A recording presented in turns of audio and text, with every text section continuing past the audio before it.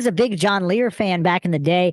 I thought it was interesting that he wasn't afraid to say, oh, there's dream factories on Mars and the moon is like a soul harvesting machine. Yeah. And like, where does he get this stuff? Yeah. I mean, you know what?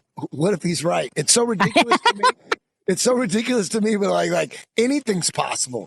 Because I mean, it's like we know, most people believe that there's an afterlife, and that afterlife is probably where we came from before we were born. That's not too crazy. People believe that there's an afterlife. I believe there's an afterlife. I believe there's other dimensions. I've seen them while I was on DMT. That wasn't in my mind. I didn't make that shit up. I saw it. And when you do 5 grams of mushrooms, you see the other dimension. So we know that this reality that we're in right now is not permanent. It's temporary, very temporary. It goes by quick. So what we're living in now can't be reality. It can't be, because it's going to end. This can't be reality. This is like a temporary game, temporary learning facility or something, but it's not forever. We know that for sure. So it can't be like what's real. It can't be like that infinite thing. And maybe wherever we go when we dream, maybe when we dream, maybe that's reality. I talk about that all the time on some of my lives. I actually, what really creeped me out as a child? Merrily, merrily, merrily, like row your boat, merrily, merrily, merrily down the stream. Life is but a dream. And that really freaked me out when I was a little kid. Yeah. Because that's the first time I thought, wait a second, if life is the dream, does that mean when you dream, that's real life? And that freaked me out as a kid. Yeah, well, for me, when I dream, I don't remember who I am. It's stressful. Most of my dreams are like, man, I just lost my job. And when you can't remember anything, you can't remember, like, where do I work? The first thing that comes to my head is, how am I going to pay rent? How am I going to pay my bills? Where do I live?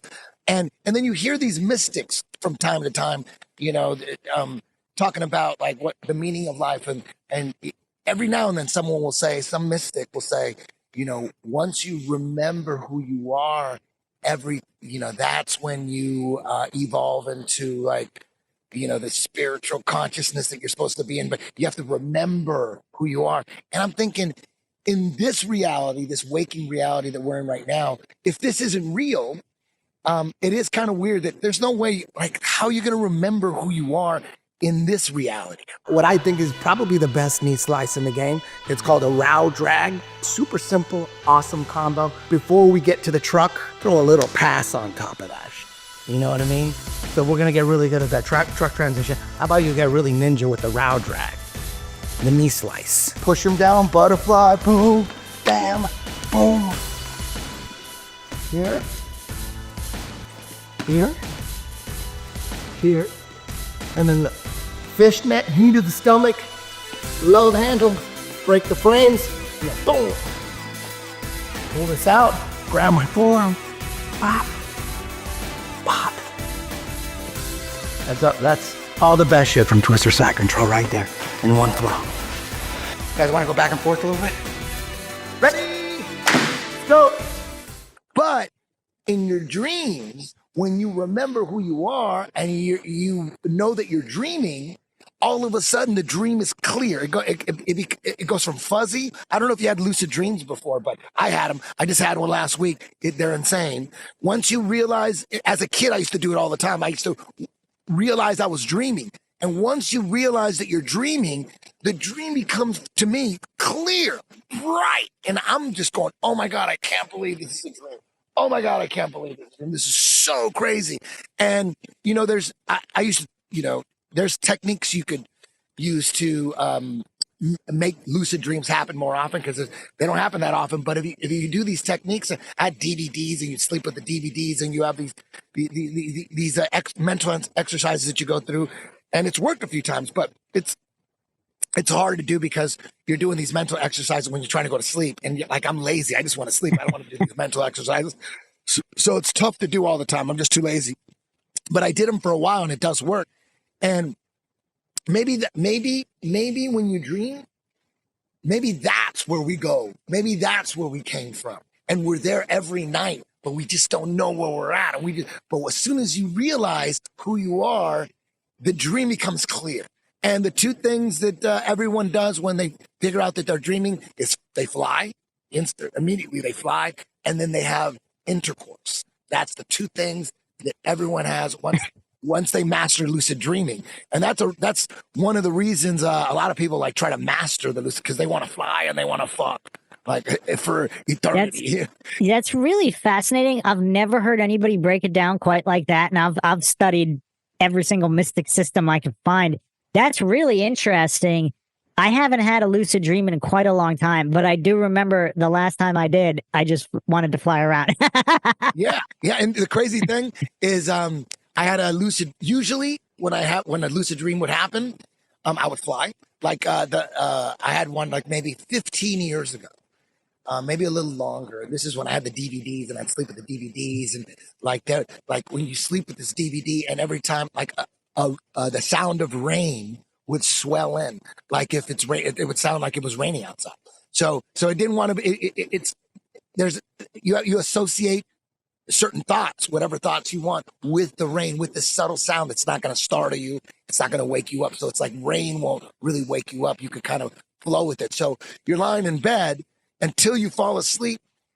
Rain will swell in, and every time rain swells in, you concentrate on where you want, what you want in your dream. You have images of what you want, and back then, you'd concentrate on being, like anytime I heard I'm laying in my bed, and anytime you'd hear the rain swell in, I would think of being on like, some island on a beach with a beautiful woman, and then the rain would go away. And then 15 minutes later, the rain would come back, and then you think about it again. So you'd keep doing it until you fell asleep. And then once you fall asleep and then the rain would swell in again, then you would go automatically to that spot that you would think about when you would hear the rain.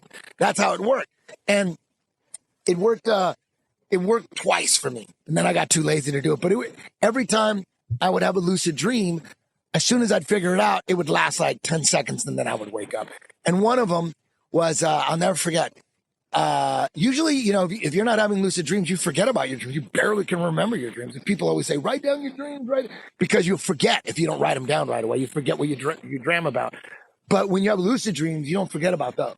And this one lucid dream I had, it worked, that the rain thing worked, and all of a sudden it's bright. I'm like, oh my God, I'm dreaming, and it's so clear. It's so bright. I can't believe this is a dream. It's so clear. Oh my God. And I go, oh, I'm a fly. So immediately I'm flying like a superhero through a canyon, and it's bright. It's like the sun's out and it's shining, and I'm flying through a canyon, and it's like it's all like yellow orangish canyon, and I'm like a rocket flying through this canyon. And then I go, okay, it's time to have sex. So then all of a sudden I land on this trail on the side of the canyon, and out of nowhere, some beautiful woman dressed in hiking boots and shorts, she just appears out of nowhere. And I'm like, oh my God.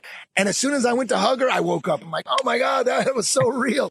And but the lucid dream I had last week, that thing lasted for like half an hour. It was so weird, but I couldn't fly. I knew I was dreaming, and I was trying to fly. I go, why can't I fly? And I was kind of like flying for 5 feet, and then I just couldn't take off. And I did not have intercourse. But the one thing that I did, I was just tripping out on how real everything was. And I would walk through malls, and I'm walking through the city.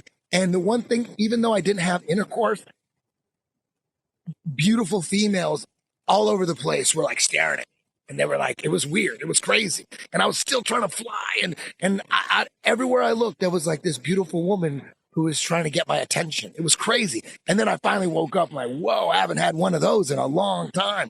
But who knows, maybe when all these mystics say you have to, once you remember who you are, then that's when, your life comes together. Maybe dreams are, when we dream, that's where we came from, and that's where we're going after we die. Maybe it is, because whatever heaven is, it definitely isn't what we're experiencing now. No way. It's got to be like that dream state where there's like no time and you can manifest anything you want. You can do you like master your own like video game that has no time. You know what I mean? Heaven has to be more. Heaven, definitely, in my opinion, is a lot more like dreams than it is like this reality, in my opinion.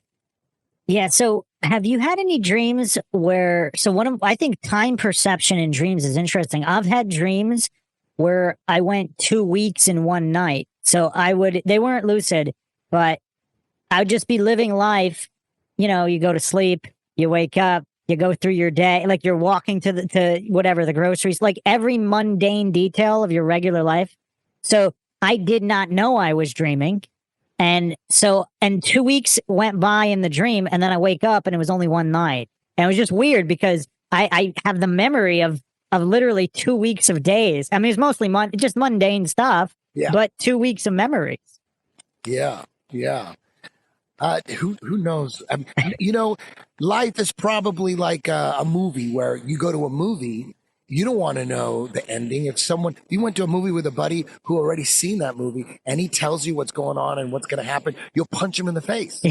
But if you think about it, like, why wouldn't you want to know what happens in the movie before you watch the movie? Like you would think you'd want to know, like it would be smarter to know, but in reality, it's not. It's the opposite.